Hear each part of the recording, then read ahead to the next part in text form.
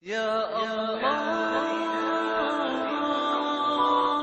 محمد رسول الله لا إله إلا الله محمد رسول الله لا إله إلا الله محمد رسول الله لا إله إلا الله محمد. أعوذ بالله من الشيطان الرجيم. وما أنزلنا عليك الكتاب إلا لتبين لهم الذي اختلفوا فيه وهدى ورحمة لقوم يؤمنون. رب اشرح لي صدري ويسر لي أمري واحلل عقدة من لساني يفقهوا قولي آمين يا رب العالمين. Today, inshallah ta'ala, I'll be talking to you briefly about three observations first, that I have noticed in the last 15 years of trying to teach Muslims about the Qur'an. And what has basically been my motivation for trying to address issues in the Qur'an the way in which that I do. I think a lot of you in the audience are familiar with at least one or two of my lectures and probably finished half of them before falling asleep. But if you have heard enough lectures or heard one or two of them, then I'd just like to give you an overview of what is behind the scenes of these talks and this effort and this study. The first attitude that I have noticed among many, many Muslims, and before I noticed it in anyone else, it was actually an attitude that I had myself. So I know that it exists because it's personal, is that the Qur'an is not relevant. That the Qur'an is not talking about my life. It's talking about something that happened a long time ago. The people that I know that talk about the Qur'an look like they belong 500 years ago. They don't look like modern people.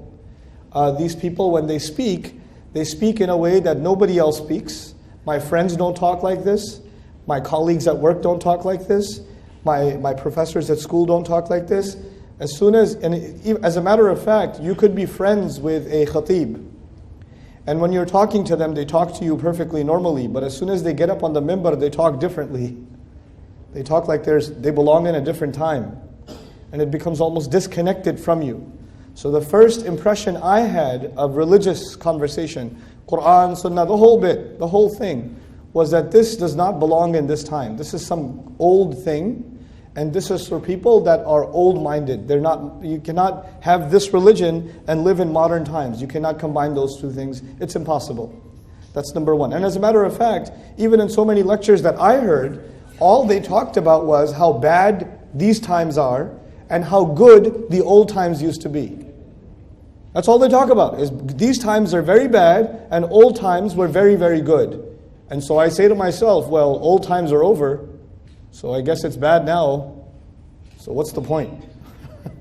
That's the first problem. The second problem I noticed, again, something I noticed in myself, and then I noticed it in now millions of other people, is that this religion and this book is extremely strict, and it's harsh, and it's difficult, and it has rules that are not easy. The rules of this book, the guidelines of this book, that it tells you to do some things that you're not supposed to do, or it forbids you from some things, or it commands you to other things, but its rules are too many, and too heavy, and too difficult, and basically impractical. You can't do it. You just can't do it. If you have to do it, you have to be a very extreme person. You cannot be a normal, happy person and do these rules. As a matter of fact, the more religious you get, the more depressed you get. And the more angry you get. And the more angry you look. So all the religious people I know are really angry people. So I don't want to be like that. So that must be because of this religion. This religion is harsh, so it makes people harsh. It makes people difficult. It makes people very angry. As a matter of fact, in my own life, before I turned to the deen of Allah, I was born a Muslim, but you know how it is. If I saw a guy with a beard, I ran the other way. I do not want to be around those guys, because they keep telling me how I'm going to hell. Or they're just going to tell me to do something like go make salat. Or, hey brother, why do you have this? Why are you dressed like that? What are you listening to? What are you watching? Stop. I don't want to talk to you. Just leave me alone. Let me eat pizza. You're sitting there relaxing, eating your pizza. The guy with the beard walks into the restaurant. You're like, oh God. I was enjoying my meal. This guy had to come in here. You know. So the religion is harsh, and people that follow the religion are also harsh. That was the second attitude. The third attitude was that every time I hear, or at least most of the times when I heard people talk about the deen of Allah, they did not tell me why I should be Muslim. They did not tell me why I should be Muslim. They only told me that I should be Muslim. Here's what you should do. And if I said, why should I do it? They said, because you're going to burn in hell if you don't do it. Why should I believe I shall burn in hell? Don't question why you should believe it will burn in hell. You're a kafir if you question. You have doubts? You don't have iman? And if you go to the person who gave you that lecture and you say to them, so how do we know for sure that this is the right religion? How do we know? I mean, there's so many religions in the world. How do we know that we have the right religion? The shaykh will tell you, and he told me, you son, you need to make wudu, then you need to make 2 rak'ah, because you're getting waswasa from shaitan. After I make wudu, and I make 2 rak'ah, I still have the same question. Why are we following this religion? Every time I ask that question, people said, Astaghfirullah al-Azim, how can you ask that question? You're not supposed to ask that question. Inna lillahi wa inna ilayhi. Do your parents know about this? Akhil Kareem, sit down. Let me do some ruqyah on you. But then after the ruqyah is done, I still have the same question. So you know what I started thinking? And millions of young people around the world started thinking? These people don't have an answer to that question. These people, number one, they want you to live like you live, they don't want you to live in 2015, they want you to live in 1275. They want you to live in the time of Umar ibn al-Khattab radiallahu anhu. That was number one. It's irrelevant for this time. Number two, they're extremely harsh. And number three, they don't want to answer my questions. They think my questions are evil. These 3 reasons are enough, more than enough, for someone to want nothing to do with Islam. If you have these 3 concerns, and you want nothing to do with Islam, I appreciate that, I understand. It's logical. And I can tell you, with a good degree of confidence, I have not been to any country in the world, Muslim or non-Muslim, where there are not people who think exactly like this. For all the people who come and sit in a lecture, there are hundreds and thousands, if not millions of people, Muslim and non-Muslim, who have this problem. They have this problem. And so this is what I noticed for so long. And I stayed away from the Qur'an for so long in my life for one reason. It doesn't have to do with my time. It's harsh. It's not going to answer my questions. I have questions. I went to college in New York City. I took a philosophy class. And in philosophy class, and in psychology class, and in anthropology class, when I'm studying Freud, when I'm studying, evolution, when I'm studying, modern European philosophy, how is a book 1400 years ago going to answer my questions? Come on. Seriously? It's not going to have answers to my questions. So I have no reason to go to this book. But by the gift of Allah, for no other reason, فَإِنَّ اللَّهَ يَهْدِي مَنْ يَشَاءُ. When I did stumble upon the book of Allah, when I did start to decide to try to understand the book of Allah, and I was fortunate enough to find some incredible, incredible teachers, I realized all 3 of those things were untrue. The book is incredibly relevant. The book has answers to my questions and my problems and my personal problems today. Forget about society's problems and the world's problems. That's stage 2 and stage 3.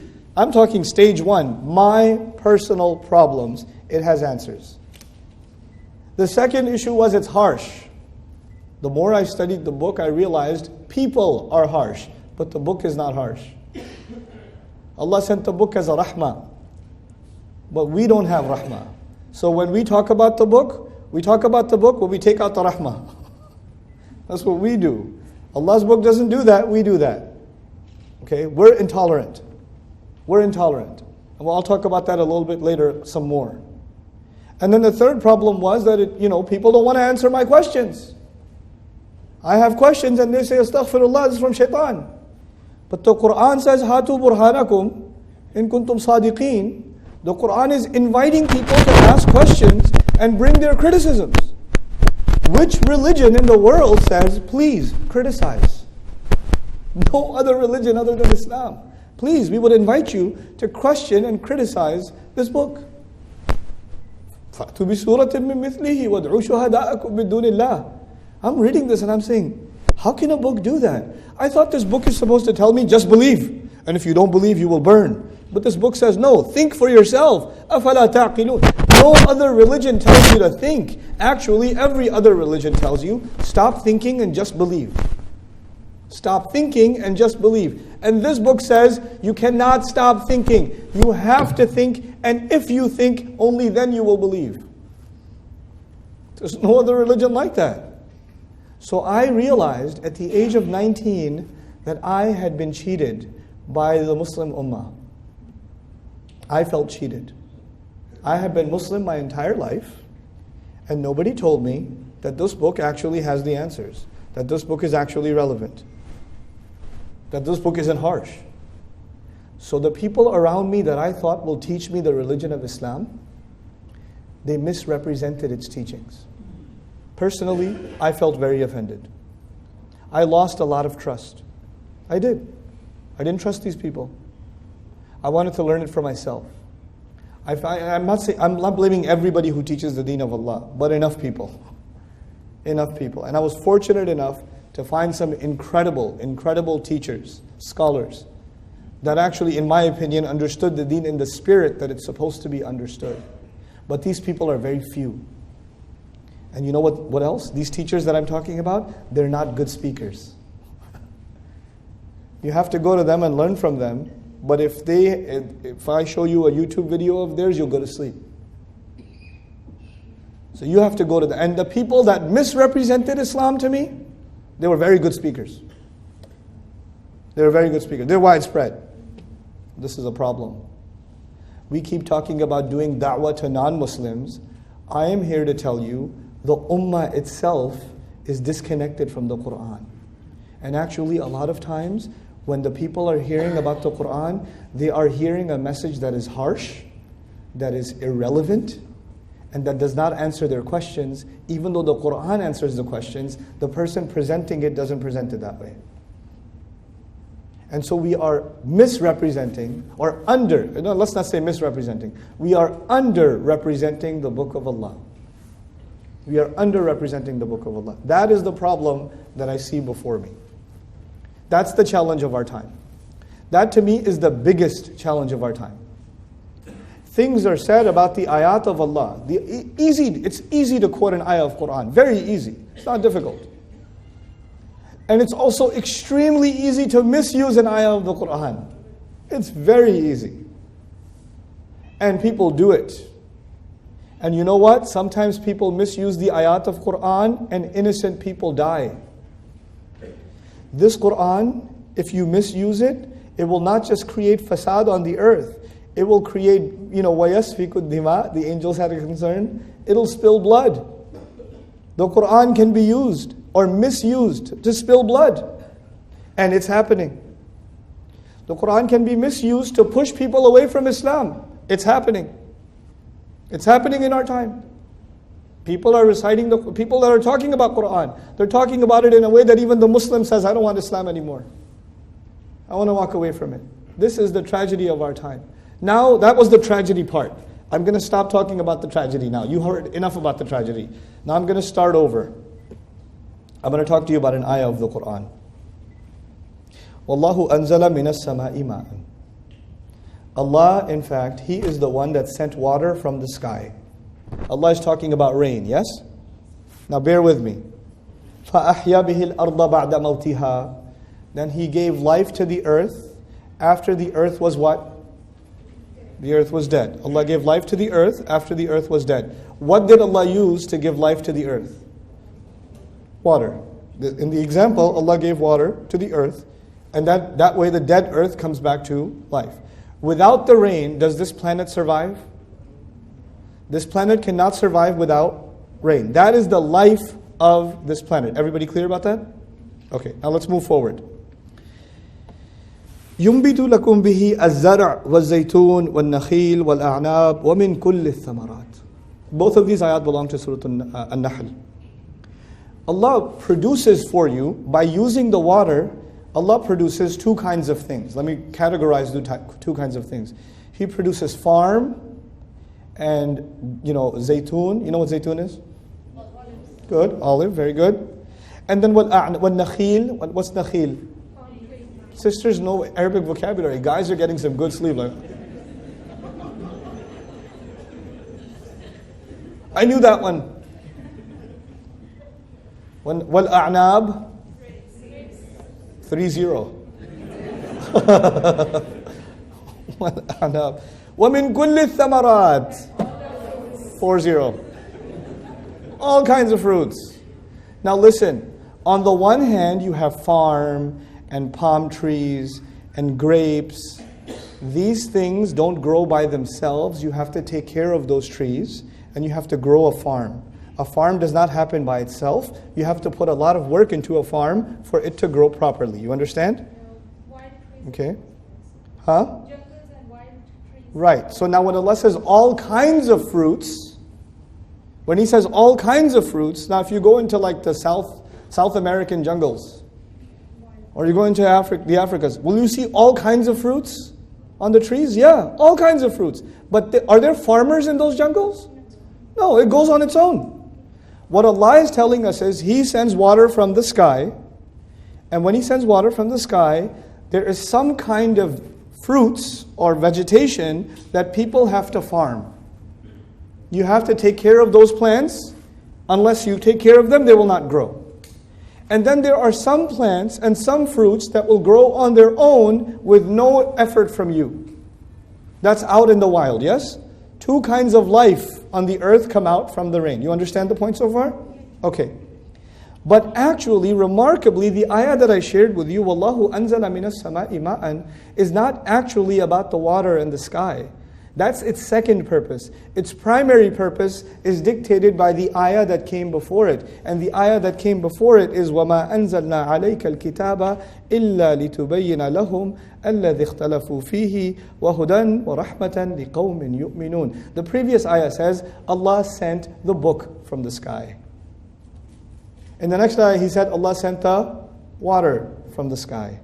So if you want to understand the effect of the book of Allah on the earth, if you want to understand the effect of the book of Allah on the earth, you have to understand the effect of water on the earth. You understand?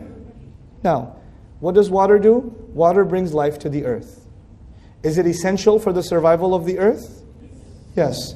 So, if the water is essential for the survival of the earth, the book of Allah, properly delivered to all the places that are morally dead, that are spiritually dead. It has to be delivered properly because rain has to come properly, especially to the places that are dead.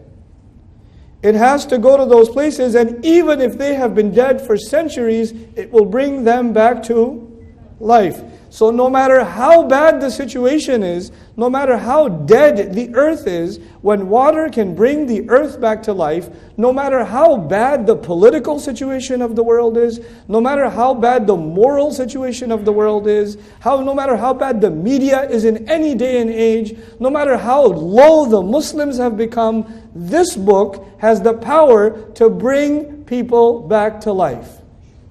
It has the power to do that. You understand?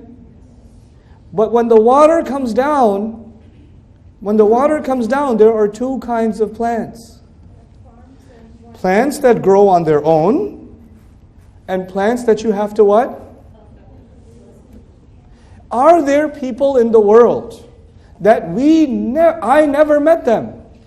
I never met them. I just made a YouTube video. And then they come to me and say, hey, I used to be Christian. I saw your video. I became Muslim. Then I told my family, and they became Muslim. Can we take a picture with you? I was like, yeah, can I take a picture with you? Did I do anything with them? No. That was the word of Allah somehow reaching them, and they on their own grew. Yes? That is not because of our effort, that is because Allah grows iman in the heart of whoever He wants. All I had to do was do a little bit, but Allah will spread it Himself. Allah will spread. Actually, about the rain, He says something beautiful. أَفَرَأَيْتُمُ الْمَاءَ الَّذِي تَشْرَبُونَ أَأَنْتُمْ أَنزَلْتُمُوهُ مِنَ الْمُزْنِ أَمْ نَحْنُ الْمُنزِلُونَ. You are not the one who sends the water down. You're not the one who delivers it to the earth. I am not the one who will deliver the word of Allah into somebody's heart. I can only try to make some effort. The actual delivery is happening just like the rain by who? By Allah subhanahu wa ta'ala. But there is one very important difference. Please understand this difference. Water comes from the sky. Yes? And does water come to the sky in one bucket and then you have to go deliver it? Or it goes everywhere on itself? It goes by itself. But when the book comes from the sky, it goes to one messenger. It comes to one man. And then he has to make the effort to what? Deliver it. And then the people he delivers it to, they have to make the effort to what? Deliver it more. Allah will not send the book to everyone. We have to deliver it. So we have some similarity with the rain. The Qur'an has similarity with the rain, but there's a difference. The rain, we don't go and distribute it. By the way, if you made the Muslims responsible for distributing the rain on the earth, we would be an extinct species. But we are responsible for delivering the word of Allah to the earth. Are we doing a good job? I would argue no. I would argue we're doing a pretty terrible job. I would argue we're doing a pretty terrible job even with Muslims. Forget non-Muslims. Because we make it seem harsh. We don't make it. The rain is supposed to be rahmah, not adhab. But we present it as adhab. Even ask a 10-year-old boy, a 10-year-old girl living in Pakistan, living in Bangladesh, living in Kuwait, living in Bahrain, living in America, living in Australia. A 10-year-old Muslim boy. What does the Qur'an say? Qur'an says lots of things are haram. And Allah gets very angry. Where did they learn that from? Their parents. We teach harshness from the beginning. We heard the recitation. Allah introduced the teaching of the Qur'an with which name? Ar-Rahman allama al-Qur'an. فَأَيْنَ الرَّحْمَةِ فِي تَعْلِيمِ الْقُرْآنِ. You know, this is the problem. It's a very serious problem. So we have to address this issue. Now, on the one hand, people will come on their own to Islam like wild fruits. And they're amazing. They're amazing people. But that does not mean da'wah is happening because we didn't do the farming. On the other side, there is the farm, yes? Now let me tell you something else. Very interesting. Allah gives these analogies. وَتِلْكَ الْأَمْثَالُ نَضْرِبُهَا لِلنَّاسِ وَمَا يَعْقِلُهَا إِلَّا الْعَالِمُونَ. Examples are critical in the Qur'an. Examples are a fundamental of the Qur'an. Now, farming. Did you know that human civilization, human beings, in the study of anthropology, human civilization, the first act of human civilization was farming. And the argument is humanity would not have survived as a civilization. We could have survived in caves or woods or something, but as a civilization with cities and countries and infrastructure, none of that would have happened if we did not farm. And farming would never have happened if we did not deliver a means of irrigation, of channeling water. If you don't figure out how to channel water, you cannot farm. And if you cannot farm, you will not have civilization. Is that an important thing to understand in this conversation? If we don't understand how to deliver Qur'an, and if we don't understand how to cultivate people, then the Muslim civilization will cease to exist. It will die. Have previous nations that were given a book died before us? They have. It's not impossible. It's not impossible. The only thing is if we don't do this job, Allah wants this job to get done. So if you are no good, إِن تَتَوَلَّوْا يَسْتَبْدِلْ قَوْمًا غَيْرَكُمْ ثُمَّ لَا يَكُونُوا أَمْثَالَكُمْ. If you turn away, He will just replace you with some other people, and they won't be, I'll use Urdu, they won't be nikamme like you. They won't be useless like you. They'll actually do the job. If we don't do our job, Allah does not need us. Wallahu al-ghani wa antum al-fuqara. You don't do your job, Allah will replace you. You are not special to Allah because you are, Muslims for centuries. You're not special to Allah. That means nothing. The Banu Israel are much older as an ummah than we are. Much older. We've only been an ummah for 1400 something years. They were a chosen ummah for thousands of years. Thousands of years. And even then, even though they were so senior, when they turned away, did Allah replace them? Yep.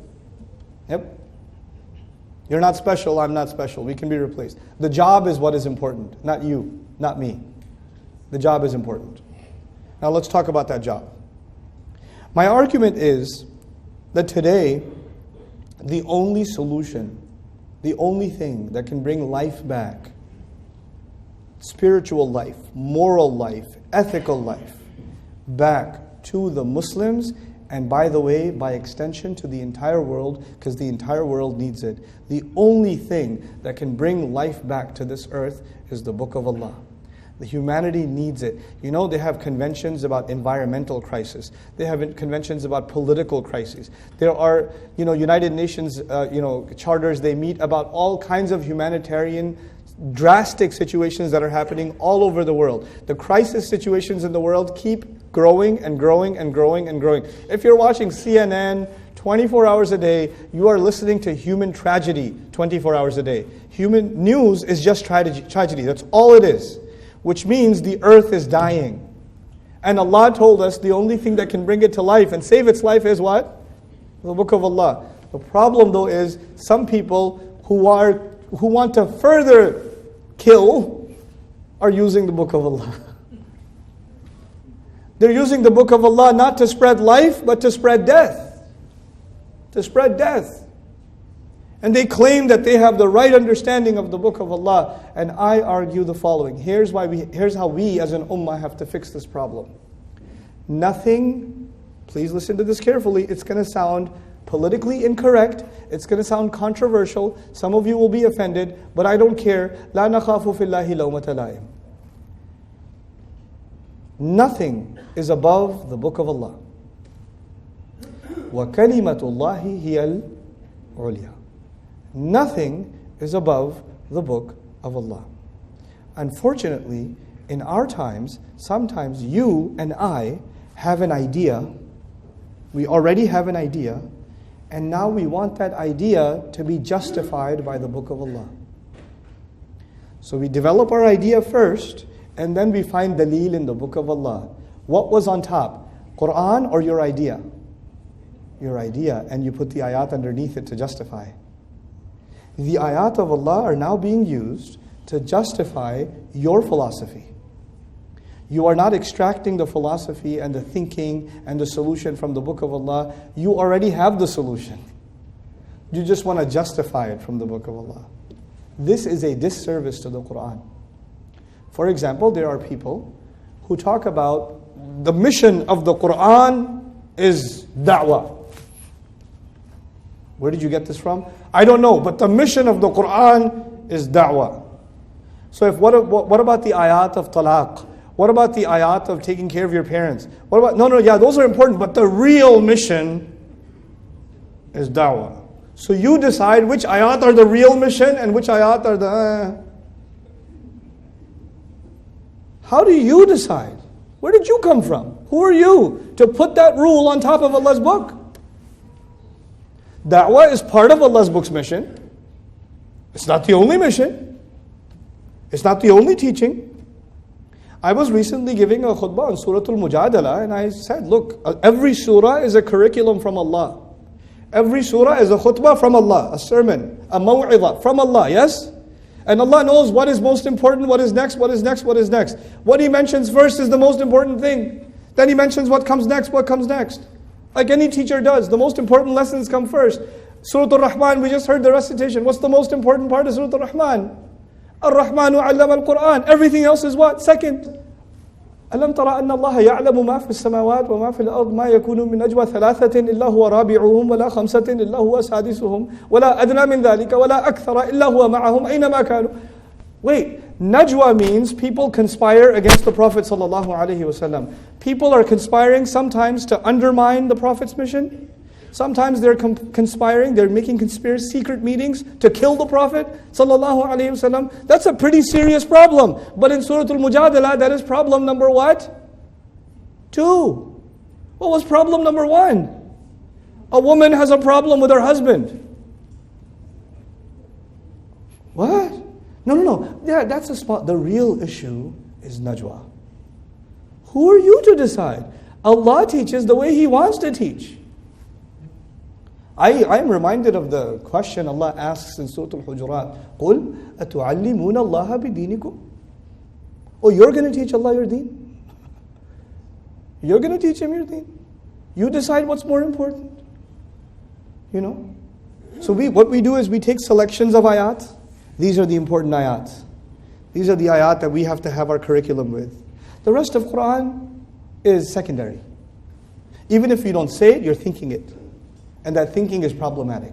We have to give justice to the Book of Allah. We have to give justice to a surah. We have to stop thinking that some things are important and some things are less important. There are some things that are in order. There's priorities. But those priorities are not decided by you. They're not decided by me. They've already been decided by Allah subhanahu wa ta'ala.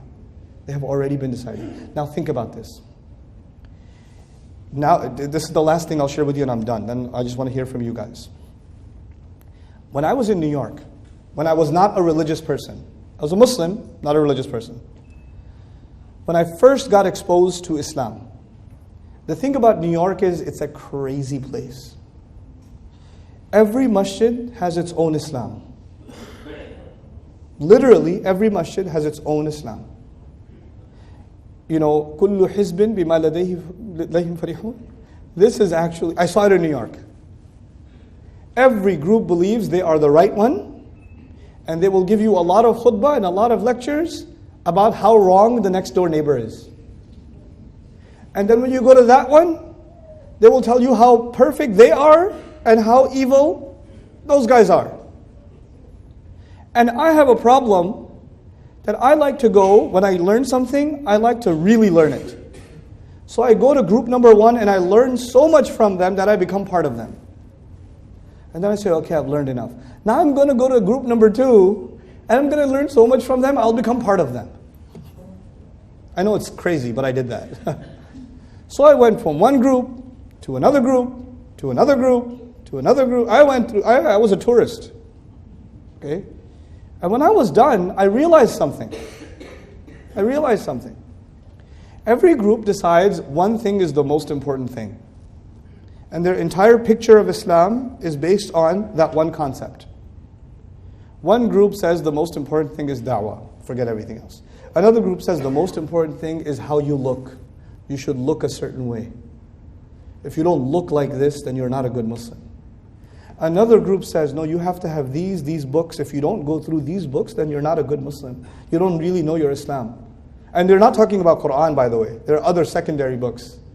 If you don't have those books, then you're not a real Muslim. Every group has certain curriculum. That's what defines their Islam. And not a single group said, you know, the curriculum for the Muslim should be what? The Book of Allah. وَكَلِمَةُ اللَّهِ هِيَ الْعُلْيَا. By the way, did every one of those groups quote something from the Qur'an? Yes, but that was only to justify their position. And that was only to prove that the other guys are going to hell. That was the only reason. Why would Allah give us this book and say, وَاعْتَصِمُوا بِحَبْلِ اللَّهِ جَمِيعًا وَلَا تَفَرَّقُوا فِيهِ? Why? This book, if you give it justice, it will cause union. And if you don't give it justice, it will cause division. We're not holding on the way we're supposed to. I'll tell you, to make that last point that I just made, which was that we have to think beyond groups. We have to think of ourselves as Muslims. We have to think of ourselves as Muslims. And we have to bring normalcy back to the ummah. The only way to do it is, again, putting the book of Allah in its place, in its proper place. I'll tell you a small story. I was giving a lecture in Birmingham, England. And if you've been to Birmingham, England, make istighfar. But anyway, I was giving a lecture in Birmingham, England, and Birmingham is a very interesting place. There's a few masajid there, and every masjid is very different from every other masjid. These people hate each other's guts. The only time they agree with each other is when they have to get a halal burger. Other than that, they do not like to see each other's face. You know, they completely hate one another. They're different schools of thought. I'm not here to name names. I know their names, the group names, but I don't care. I think that is so useless that I don't even pull it out of my mouth. That's why I don't name those groups. Khair. So there was about 2,000 people in the audience. 1,000 to 2,000 people in the audience. And I was explaining one of the stories from the Qur'an. And a young man and a woman came up to me. Ustad Nouman, can we talk to you for a second? I said, yeah. We are actually Baha'i. We're Baha'i. You know, Baha'is believe in some really out there stuff. But they still consider themselves Muslims. We're Baha'i, and we really love listening to your lectures. It helped us change a lot. We didn't know the Qur'an says these things. We wanted to come here, but we're really scared. Because if people find out here who we are, I think there's going to be a problem. And we brought 20 of our friends here too. But we just want you to know quietly that we appreciate what you're doing. I was like, thank you. Thank you for letting me know. I'm really happy you're here. I'm done with that conversation. And the guy comes up, brother, I know this is a Sunni program, but I'm Shia. Is that okay? I was like, yeah, it's okay. Okay. Because my Shia friends and I will listen to your lectures. I was like, that's cool. Keep it up. Very nice. Don't tell anybody. Yeah, I won't tell anybody. I got it. I have had Christians come up to me and tell me, we've been watching your videos. I was in Canada. I was at an RIS convention. A group of Canadian women came up to me. Nouman Ali Khan, right? I was like, yeah. We're a group of Christian women. We've been studying the Qur'an for the last year with you. And we only came to this convention because we wanted to thank you. It's helped us change a lot. Christian women studying the Book of Allah. May Allah guide them. You know, if I was still wearing my group labels, those stickers from New York, as soon as I saw a Baha'i, I was like, hey, come here, let me talk to you, fix you. If I saw Christians, I would go straight after Jesus. If I saw the Shia, I would go straight after their aqaid and the ikhtilafat. I would attack them right away. I would do that. But you know what? I understand something from the Book of Allah. We are supposed to be farmers. We are supposed to be what? Farmers. A farmer puts a seed in the ground. Then he puts water on top. Then he makes dua to Allah. Then he puts water on top. Then he cleans the soil. Then he puts the water on top. Then he makes dua to Allah. Then he removes the insects. Then he puts the water on top. Then he makes dua to Allah. And for months and months and months and months and months, he sees nothing. He sees nothing because the seed is where? Under the ground. And he doesn't get angry. Hey, why aren't you growing? Let me pull it on. That is not how things grow. You have to let things grow. All you have to do is provide the water. And Allah's responsibility, I don't grow a plant. Allah grows the plants. Allah grows the... Why did He give us this analogy? You have to spread the book of Allah and Allah will make the changes. You just have to spread the book of Allah. You're not responsible to change people. لَسْتَ عَلَيْهِمْ بِمُسَيْطِرٍ. You're not in charge. Stop pretending that you're in charge. So many people come up to me, brother, mashallah, you give some good da'wah. Tell me how I can tell my brother to start praying. Tell me what I can tell him. I was like, I don't know what to tell you. Because maybe you haven't put enough water, not put enough water yet. And maybe you're putting water, but some plants grow slowly and some plants grow quickly. It's not about what you say. It's how patient you are with people. It's how patient you are. Yusuf alayhi salam's sons, or Yaqub alayhi salam's sons, they disobeyed their father or no? They were a source of sadness or no? For years and years and years, they are a source of sadness. And at the end of it all, they make tawbah or no? They take their time, yeah?